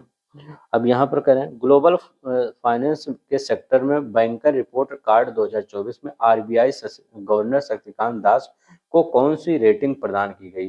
तो आरबीआई गवर्नर शक्तिकांत दास को A+ रेटिंग प्रदान की गई। कौन सी? A+ रेटिंग प्रदान की गई। अब यहाँ देखिए आरबीआई की मौद्रिक नीति, आरबीआई की जो मॉनेटरी पॉलिसी स्टेटमेंट है के अनुसार अगस्त 2024 में सीआरआर और एसएलआर की एसएलआर दरें क्रमशः क्या थी? तो सीआरआर और एसएलआर दरें क्रमशः कितनी थी ये पूछ रहे हैं। तो 4.5% सीआरआर दरें थी और एसएलआर दरें 19%। अब देखिए यहाँ पर करें अगस्त 2024 में आरबीआई गवर्नर शक्तिकांत दास द्वारा ऋण प्रक्रिया को सरल बनाने के लिए किस डिजिटल प्लेटफॉर्म की घोषणा की गई? तो किस डिजिटल प्लेटफॉर्म की घोषणा की गई? ये बहुत ही इंपॉर्टेंट है। तो यूनिफाइड लैंडिंग इंटरफेस यूएलआई, याद रखिएगा पहला ही ऑप्शन सही होगा। Unified landing interface, unified landing interface की घोषणा की गई, ये वाला आंसर सही होगा। अब 112 नंबर क्वेश्चन क्या कर रहा है? What is the primary purpose of unfilled lending infrastructure platform introduced by RBI? RBI द्वारा प्रस्तुत यूनिफाइड लैंडिंग इंटरफेस प्लेटफॉर्म का मुख्य उद्देश्य क्या है? सॉरी, इसका मुख्य उद्देश्य क्या है? तो इसका मुख्य उद्देश्य क्या है? भूमि रिकॉर्ड जैसी महत्वपूर्ण जानकारी तक पहुंच प्रदान करना, त्वरित ऋण स्वीकृतियों में सहायता करना, facilitate quick loan approval by providing access to crucial information like land record. ठीक है, तो ये बी वाला आंसर सही होगा। नेक्स्ट देखते हैं, यहाँ पर 113 नंबर का क्वेश्चन क्या है? According to RBI quarterly data release in June 2024, what was index standard डेप्ट एज ए मार्च 2024। जून 2024 में आरबीआई द्वारा जारी तिमाही आंकड़ों के अनुसार मार्च 2024 तक भारत का विदेशी ऋण कितना था? तो कह रहे हैं भारत का विदेशी ऋण तो 663.8 billion US dollar, 663.8 billion US dollar. हो सकता है थोड़ा सा आप ये मतलब डाटा याद करने में थोड़ा सा प्रॉब्लम हो, लेकिन एक दो बार अगर वीडियो आप देख लेंगे तो आपको पूरा डाटा याद हो जाएगा, क्योंकि यही आप डाटा आपके मैगजीन में सेम टू है। मैं कुछ अलग से नहीं लाया हूँ, जो आपके मैगजीन में डाटा है वही डाटा यहाँ पर है, सिर्फ एमसीक्यू के फॉर्म में है। अब यहाँ पर देखिए क्या लिखा गया है? लिखा गया है पारिवारिक उपभोग व्यय सर्वेक्षण 2022-23 में ग्रामीण भारत में अनुमानित औसत मासिक प्रति व्यक्ति व्यय कितना था? तो औसत मासिक प्रति व्यक्ति व्यय कितना था? करें estimated average monthly per capita expenditure in rural India, rural India में कितना था? ये किसके करें? हाउस होल्ड कंजप्शन एक्सपेंडिचर सर्वे का रिपोर्ट आया था 2022-23 में, रिपोर्ट आया था। इसके अनुसार बोल रहे हैं कि जो ग्रामीण भारत है उसमें मासिक प्रति व्यक्ति व्यय कितना है। बहुत इंपॉर्टेंट क्वेश्चन, मतलब अगर आप गांव में रहते हैं तो आपको पता होना चाहिए कि आपका महीने का खर्चा कितना हो रहा है। वो तो अलग अलग सबका लोग, वो एवरेज एक बताया गया कि इतना ग्रामीण में खर्चा हो जा रहा है महीने का। कितना? 3,773 रुपए। याद रखिएगा 3,773, बहुत ही कम बताया गया है, इससे कई गुना ज्यादा हो जाता है। अब ग्रामीण और शहर में कोई अंतर नहीं रह गया। जैसे अब पार्ले जी का बिस्कुट कितने का बिस्कुट मिलेगा? 5 रुपए का गांव में भी मिलेगा, 5 रुपए का शहर में मिलेगा। उसमें ऐसा तो थोड़ी है कि 6 रुपए का वहां मिलेगा, यहाँ 4 रुपए का मिलेगा, ऐसा थोड़ी है। हर जगह सेम ही है। तो जो महंगाई होगी वो सेम ही रहती है। ठीक है, थोड़ा सा अंतर रह जाता है, मतलब जैसे सब्जियों वब्जियों के दाम में थोड़ा सा अंतर हो जाता है। जैसे और जैसे ये ग्रोसरी के दाम में तो थोड़ा सा ये अगर रिलेटेड सब्जी वाला देख लिया जाए तो सब्जी वाले में थोड़ा सा हो जाता है, क्योंकि ग्रामीण एरिया में ये सब सस्ते मिलते हैं।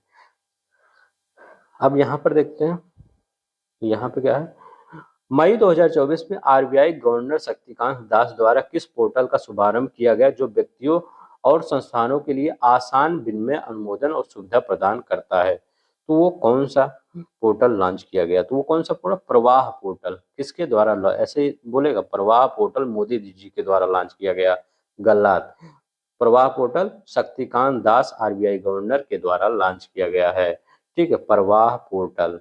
अब देखिए यहाँ पर नेक्स्ट देखते हैं, यहाँ पर कह रहा है Hitachi money spot UPI ATM कब और कहाँ लॉन्च किया गया? तो ये कहाँ का? मुंबई में लॉन्च किया गया। Hitachi money spot UPI ATM, पहला यूपीआई एटीएम है ये।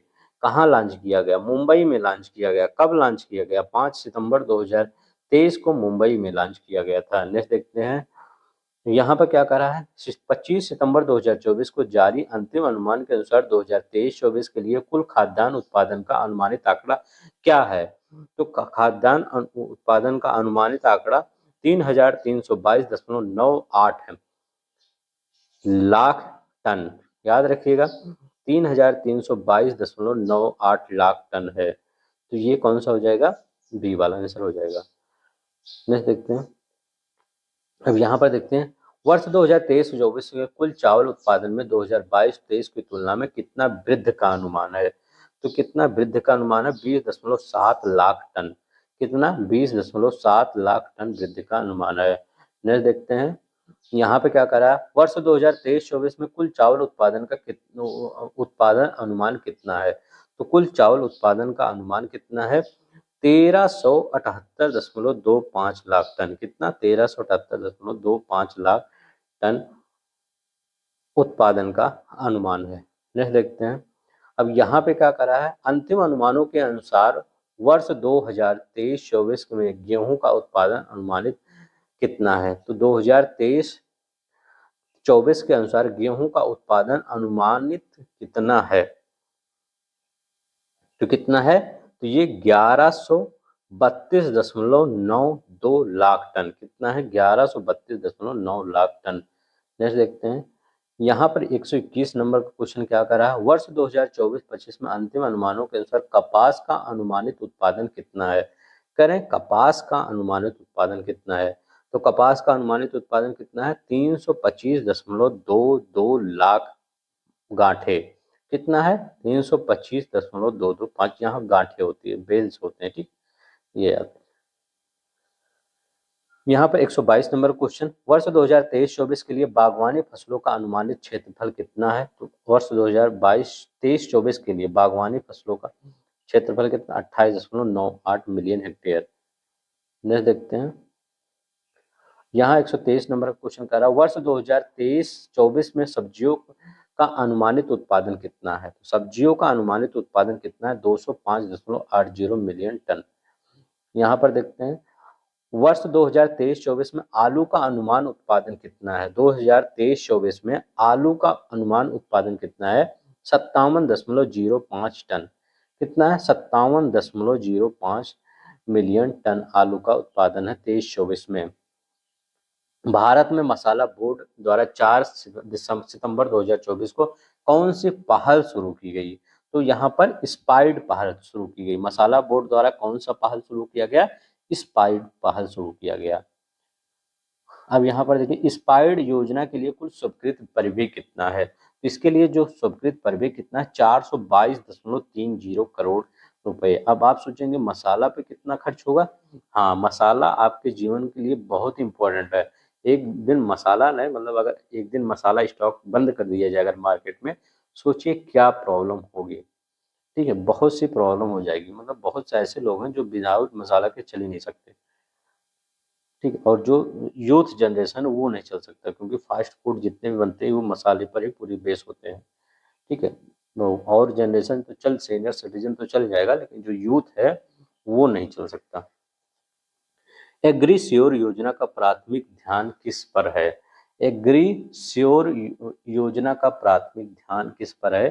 तो ये किस पर है? एग्रीकल्चर कृषि स्टार्टअप पर है।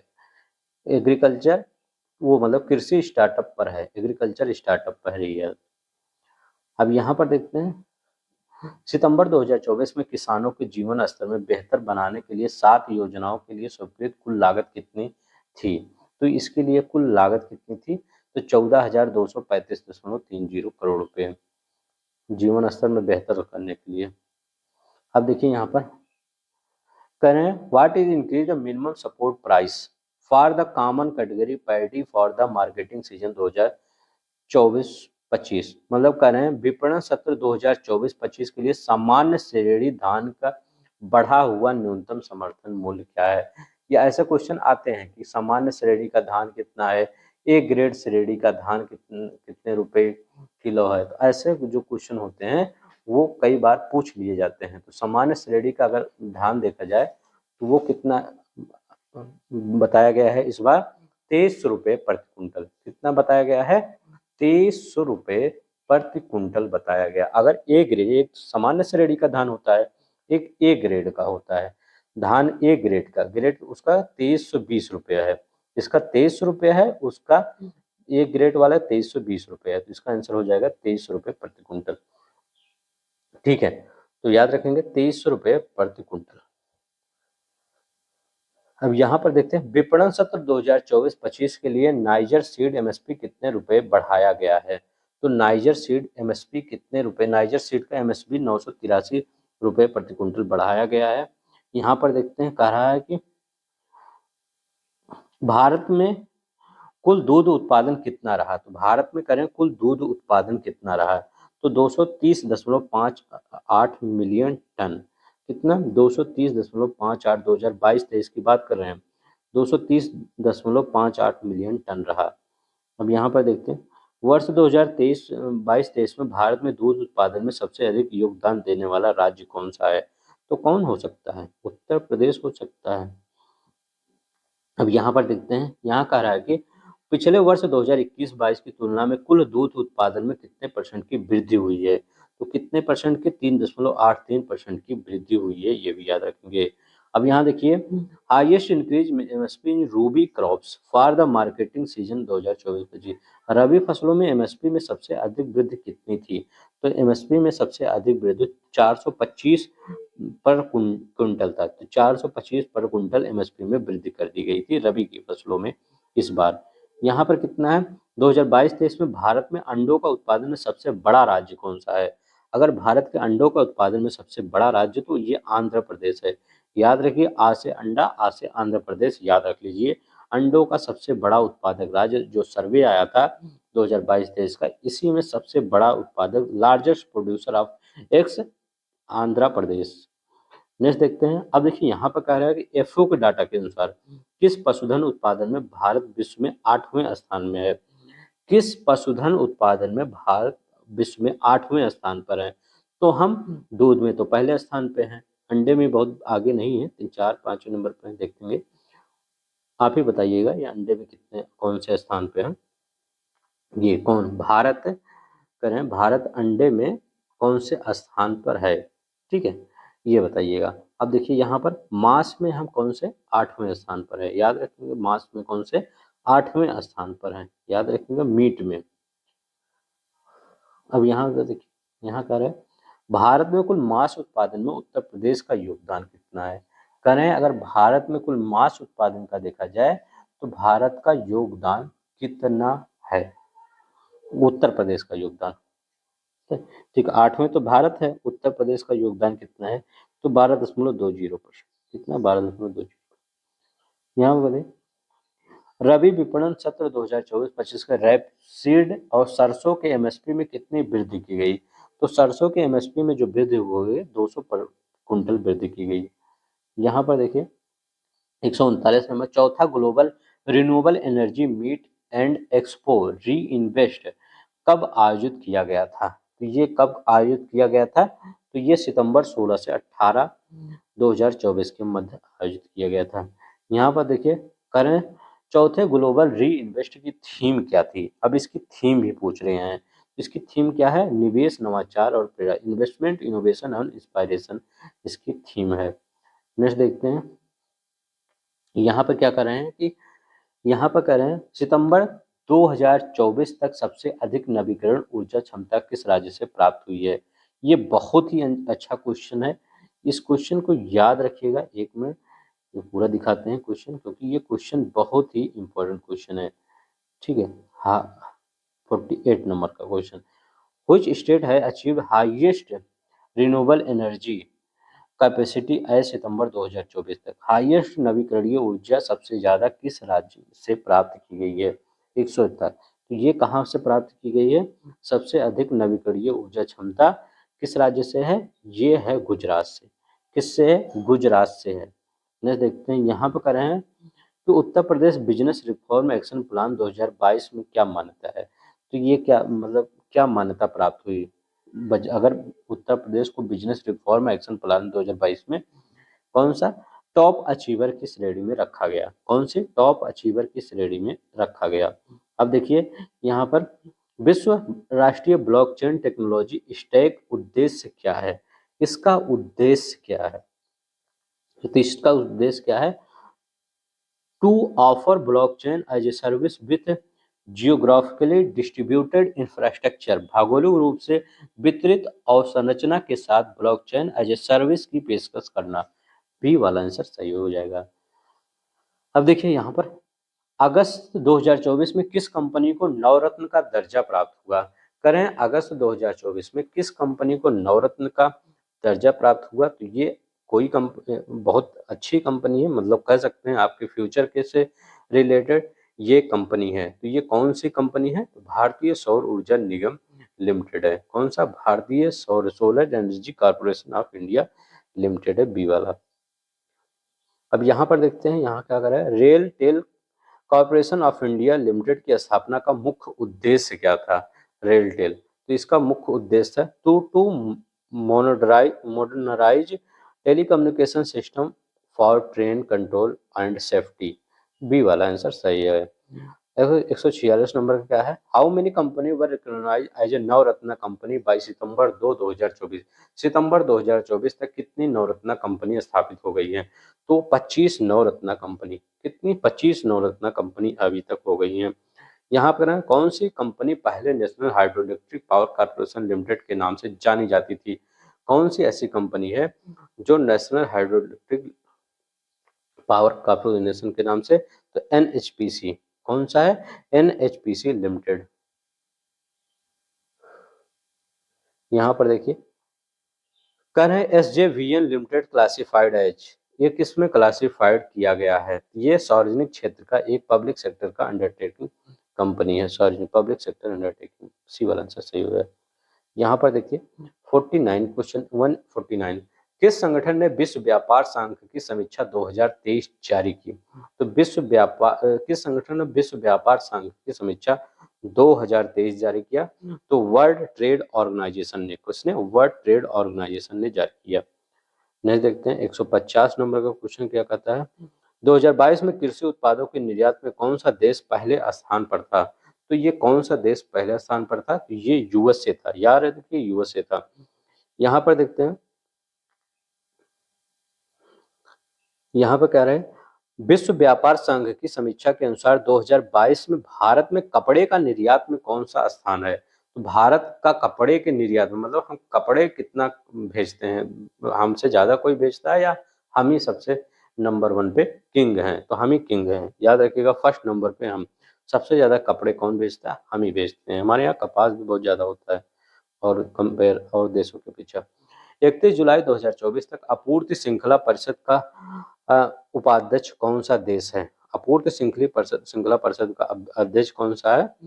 Vice chair of supply chain council, ये भारत ही है, अपना प्यारा भारत ही है। यहाँ पर देखते हैं आईपीईएफ समझौते के तहत कुल कितने आपूर्ति श्रृंखला निकाय स्थापित किए गए हैं? कुल कितने आपूर्ति श्रृंखला निकाय स्थापित किए गए? 3 आपूर्ति श्रृंखला निकाय स्थापित किए गए हैं।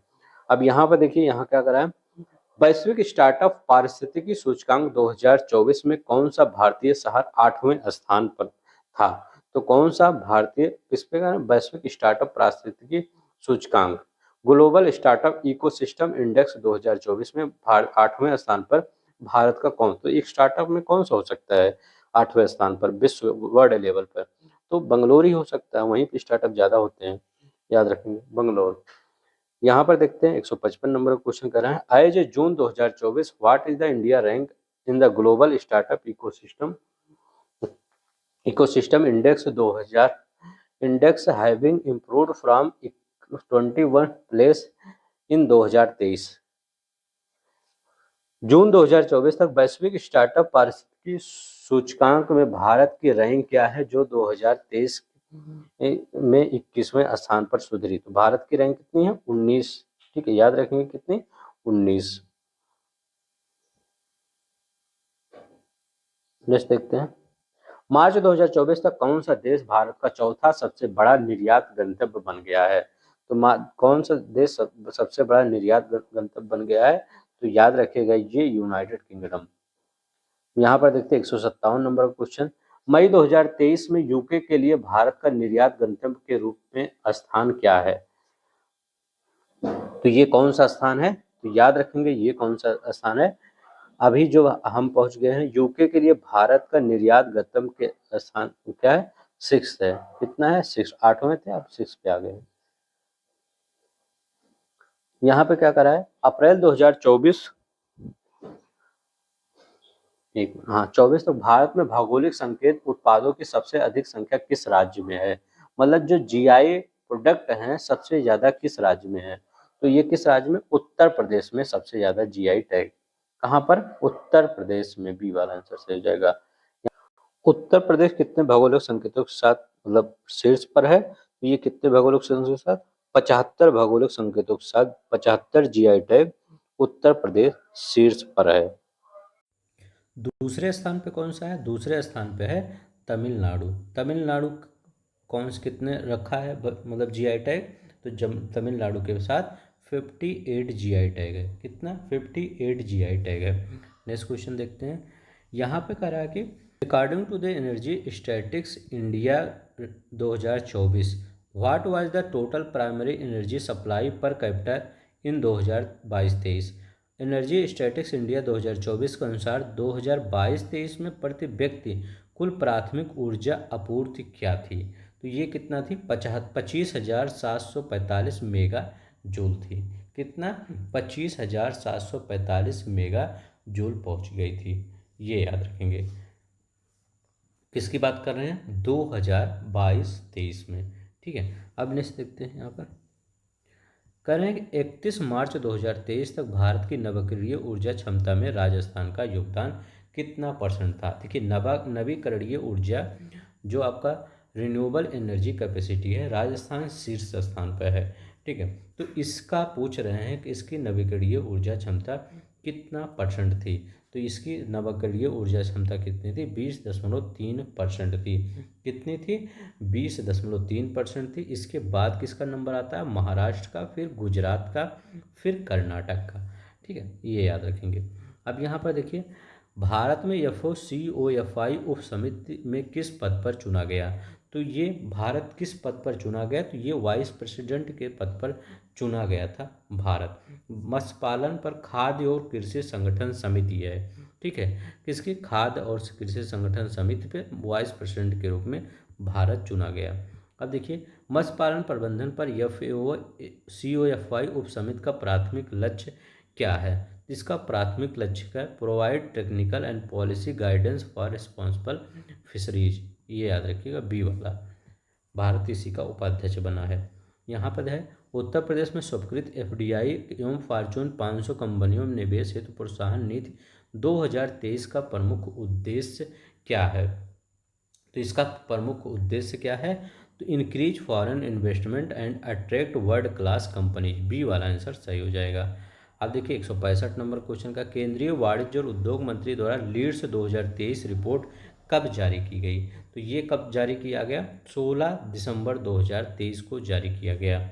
नेक्स्ट देखते हैं क्या कह रहा है कि 2018 में शुरू की गई लीड्स रिपोर्ट प्रेरणा क्या थी? 2018 में जो लीड्स रिपोर्ट प्रेरणा जारी किया गया, इसका मतलब स्तंभ क्या था, प्रेरणा क्या था? तो किसका क्या है? Logistic performance index by the world bank. याद रखें, logistic performance index by the, ये जारी बाय द वर्ल्ड बैंक। ठीक है, तो ये याद रखेंगे। नेक्स्ट देखते हैं क्या क्वेश्चन कर रहा है। इसमें कह रहा है भारत की आर्थिक वृद्धि दर वर्ष 2023-24 में कितनी परसेंट है? तो भारत की जो आर्थिक स्थिति वृद्धि दर है, तो 2000 कब करें, 23-24 में। तो भारत की आर्थिक वृद्धि दर 2023-24 में कितना है? तो ये याद रखिएगा 8.2%। कितना? 8.2% आर्थिक वृद्धि दर है। 7 से बढ़कर 8.2% बताया गया है। नेक्स्ट देखते हैं क्या कर रहा है। किसकी बात कर रहे थे? 2023-24 की बात कर रहे थे। ठीक है, किसमें? 2023-24 में 8.2%। यहाँ क्या कर रहे हैं कि न्यू डेवलपमेंट बैंक का 9वां सदस्य कौन बना है? तो न्यू डेवलपमेंट बैंक का 9वां सदस्य कौन बना है? अल्जीरिया बना है।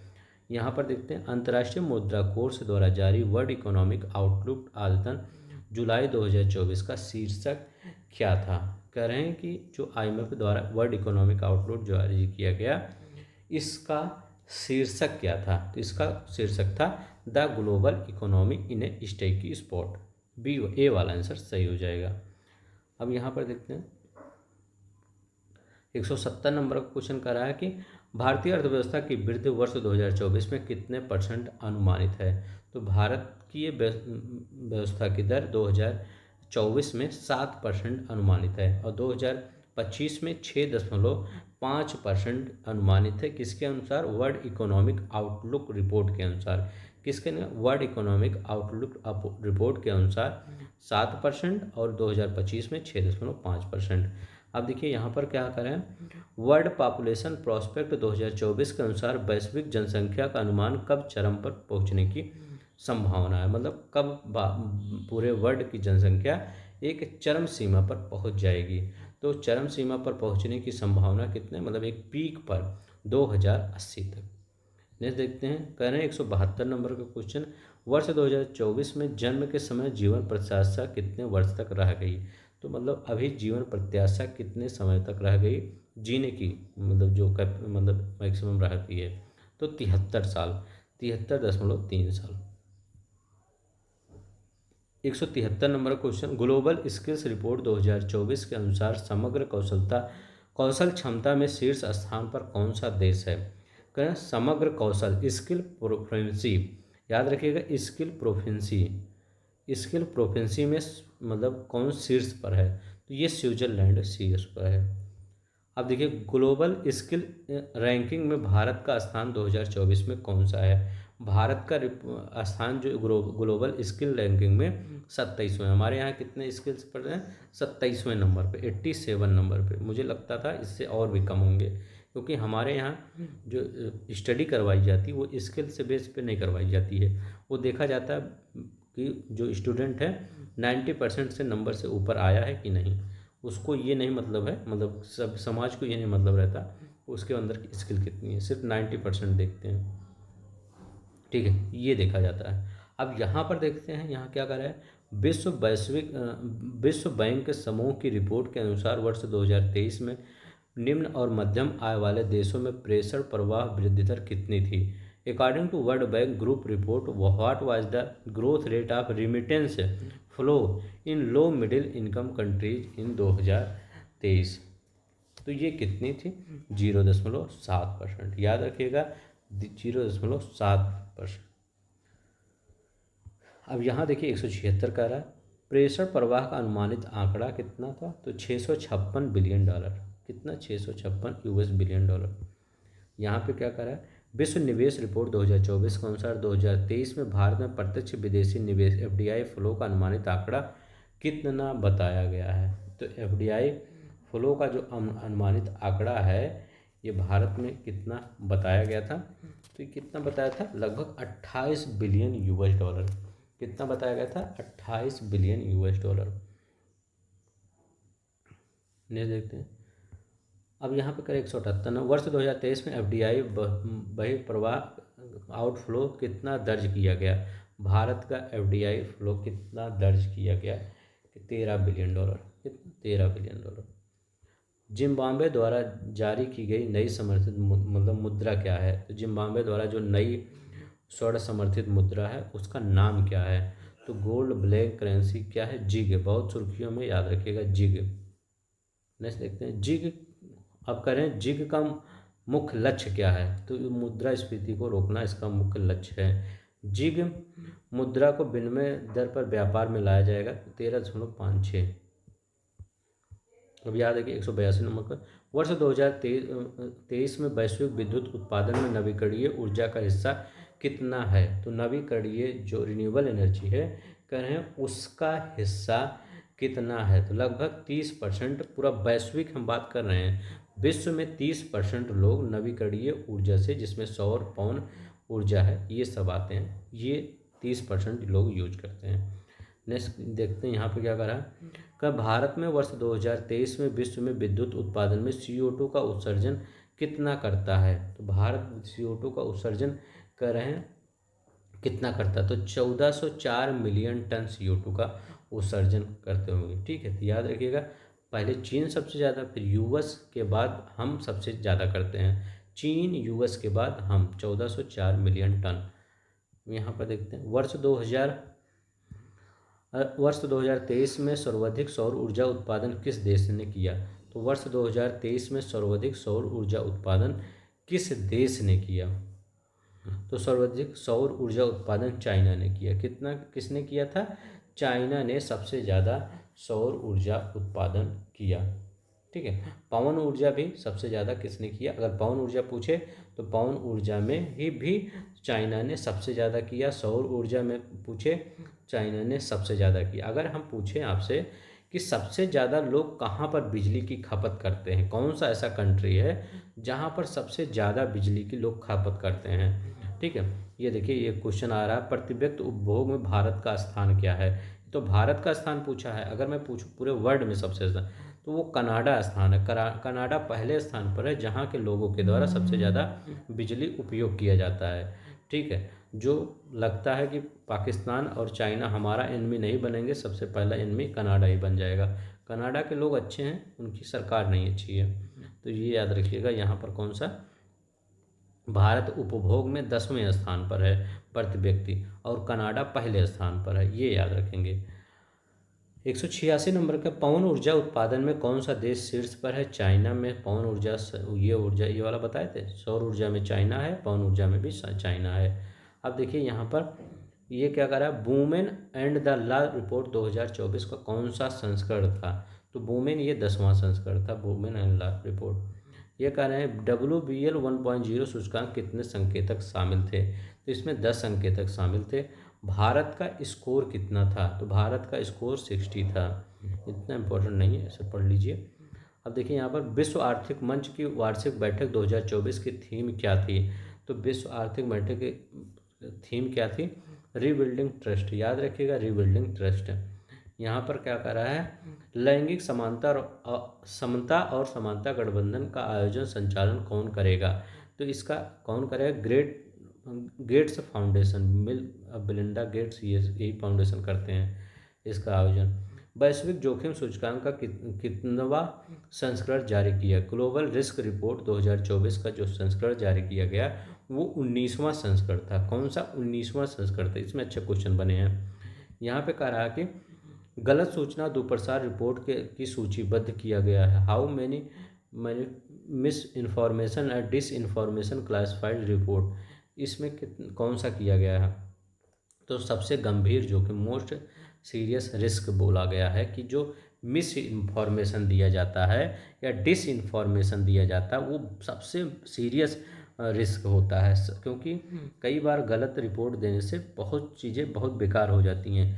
तो ये सबसे गंभीर जोखिम बताया गया है। यहाँ पर क्या कहा गया है, रिपोर्ट के अनुसार अगले 2 वर्षों में कितने लोग चुनावी प्रक्रिया में शामिल होने की संभावना है?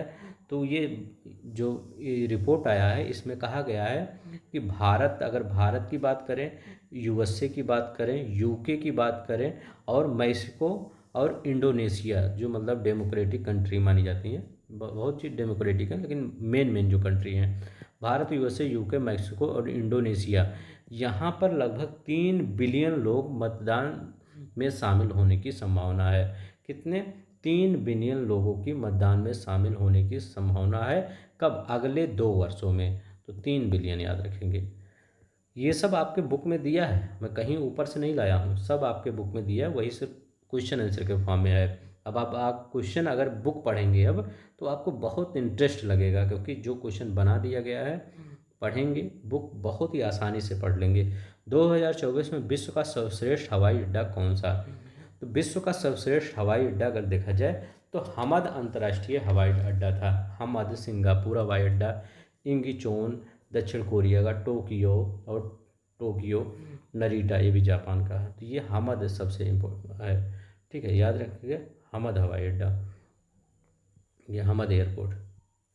अब देखिए यहाँ पर क्या है, हमद कहाँ का एयरपोर्ट है? कतर का। ग्लोबल यूनिफॉर्म इंडेक्स 2024 में सबसे अधिक यूनिकॉर्न किस देश में है? तो यूएसए में सबसे ज़्यादा यूनिकॉर्न है। यूएसए में लगभग कितने यूनिकॉर्न है?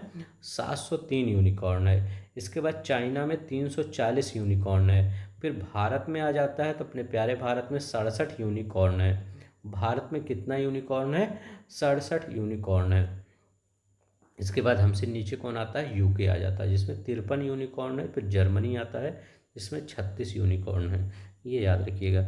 एशिया में अरबपतियों की राजधानी कौन से शहर कहलाता है? तो अपना जो मुंबई है, इसमें सबसे ज़्यादा अरबपति रहते हैं, ठीक है। एशिया में मुंबई टॉप पे है। यहाँ पर एशिया में अरबपतियों की राजधानी मुंबई, और सूची में सबसे अमीर अरबपति कौन है? तो 2024 की सूची में सबसे अमीर अरबपति कौन? Elon Musk. एलन मस्क सबसे अमीर जिंदा लोगों में है, ठीक है, एलन मस्क। यहाँ पर क्या है? इंदिरा गांधी अंतर्राष्ट्रीय हवाई अड्डा किस पुरस्कार के लिए जाना जाता है? तो इंदिरा गांधी अंतर्राष्ट्रीय हवाई अड्डा किस पुरस्कार के लिए जाना जाता है?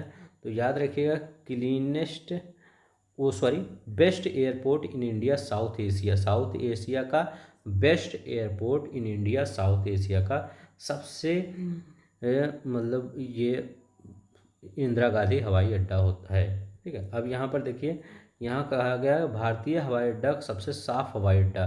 तो भारतीय हवाई अड्डों में सबसे साफ हवाई अड्डा कौन सा है? तो ये कैंप गौड़ा अंतर्राष्ट्रीय हवाई अड्डा, कैंप गौड़ा इंटरनेशनल एयरपोर्ट, ये सबसे साफ हवाई अड्डा है। कैंप गौड़ा कहाँ है? बेंगलोर में है। कहाँ पर है? बेंगलोर में है। यहाँ देखिए, करें मानव विकास रिपोर्ट 2023-24 का शीर्षक क्या है? तो मानव विकास रिपोर्ट 2023 और 24 का शीर्षक क्या है? तो याद रखिएगा, मानव विकास रिपोर्ट 2023-24 का शीर्षक है breaking the gridlock reimagining corporation and polarise world. याद रखिएगा। यहाँ पर देखिए, मानव विकास सूचकांक किन 3 संकेतों को शामिल किया जाता है? तो मानव विकास सूचकांक में जीवन प्रत्याशा, बहुत बार ये पीसीएस में क्वेश्चन आया है इकोनॉमिक्स सेक्शन में, शिक्षा और स्वास्थ्य को शामिल किया जाता है। जो मानव विकास सूचकांक है, ये 1990 में पाकिस्तान के जो अर्थशास्त्री हैं महबूब उल हक और हमारे एक अर्थशास्त्री हैं अमर्त्य सेन, इन्होंने 1990 में के द्वारा प्रकाशित किया गया था, जीवन प्रत्याशा, शिक्षा और इसको को लेकर, ठीक है। यूएनडीपी इसका प्रकाशन करता है, लेकिन इन्हीं के द्वारा बताया गया था, ठीक है। तो जीवन प्रत्याशा, शिक्षा और स्वास्थ्य याद रखिएगा। मानव विकास सूचकांक एफडीआई, सर्वाधिक एचडीआई वाला मूल्य वाला देश कौन सा है? तो सर्वाधिक स्विट्जरलैंड है, याद रखेंगे, स्विट्जरलैंड है। मानव विकास सूचकांक में मानव विकास कितने वर्ग शामिल हैं? इसमें कितने वर्ग शामिल हैं? मानव निम्न मानव विकास सूचकांक में, हाँ, तो निम्न मानव विकास सूचकांक मतलब कितने ऐसे लोग हैं जो निम्न मानव विकास सूचकांक में जिनको शामिल किया गया है। तो ये निम्न मानव विकास है, किसमें? ये याद रखिएगा, 33 देश हैं। कितने? 33 देश होते हैं इसमें। अब देखिए, विश्व की औसत जीवन प्रत्याशा कितनी थी? तो विश्व की करें औसत जीवन प्रत्याशा, लाइफ एक्सपेक्टेंसी एट बर्थ कितनी है विश्व की 2022 में? 2022 का ये रिपोर्ट था, तो ये 23-24 में प्रकाशित हुआ था, ठीक है। तो ये 22 का रिपोर्ट, तो तो ये कितनी थी? तो याद रखिएगा ये 72 वर्ष थी। कितनी थी? 72 वर्ष थी। कितनी? नेक्स्ट देखते हैं। मानव विकास रिपोर्ट के पहले संस्करण का प्रकाशन कौन सा वर्ष था? 1990 था। अभी हमने बताया ये 1990 था। भारत की इसमें रैंक कितनी है? तो याद रखिएगा जो भारत की रैंक है 134वीं रैंक है। कितनी रैंक है? भारत के स्थित मध्यम मानव विकास वाले देश में है, जो जिसकी हमारा स्कोर कितना है? 0.66 जो 64 है। और भारत की रैंक 134वीं। मानव विकास सूचकांक असमानता समयोजित विकास सूचकांक में शीर्ष स्थान पर कौन सा देश है? इसमें कह रहे हैं मानव विकास सूचकांक में असमानता समयोजित मानव विकास, which country ranks highest in equality adjusted human development index। ठीक है, इसमें कह रहे हैं इसमें कौन सा शीर्ष स्थान पर है? इसमें कौन सा स्थान है? नॉर्वे पहले पे है। याद रखेंगे नॉर्वे इसमें पहले पे, लेकिन ये मत याद रखिएगा, क्योंकि अगर इसको भी याद रखिएगा, इसमें कहता है कि असमानता समयोजित मानव विकास सूचकांक, क्योंकि ये भी आपके उसमें मैगजीन में दिया था, तो हमने ये क्वेश्चन बना दिया हूँ, लेकिन ये मत याद रखिए, क्योंकि अगर इसको याद करेंगे तो आप जो स्विट्ज़रलैंड का है उसको भूल जाएंगे। ठीक है, तो इसीलिए आप वही जो मेन होता है स्विट्ज़रलैंड वाला वही याद करिए, क्योंकि अब वही पेपर में आएगा। ठीक है, तो ये स्विट्ज़रलैंड फर्स्ट पे है, नॉर्वे दूसरे स्थान पर था और आइसलैंड तीसरे स्थान पर है। ये याद रखेंगे। ठीक है, तो तीनों ही याद रखिएगा, ये मत याद रखिएगा, नहीं तो अगर इसमें संयोजित वाले में याद करेंगे तो ये आप भूल जाएंगे वो वाला। भारत की लैंगिक असमानता सूचकांक जीआई मूल्य क्या है? What is the India gender inequality index value? कहें तो भारत की मतलब लैंगिक असमानता सूचकांक, इसमें भारत की वो है क्या? 0.437 है।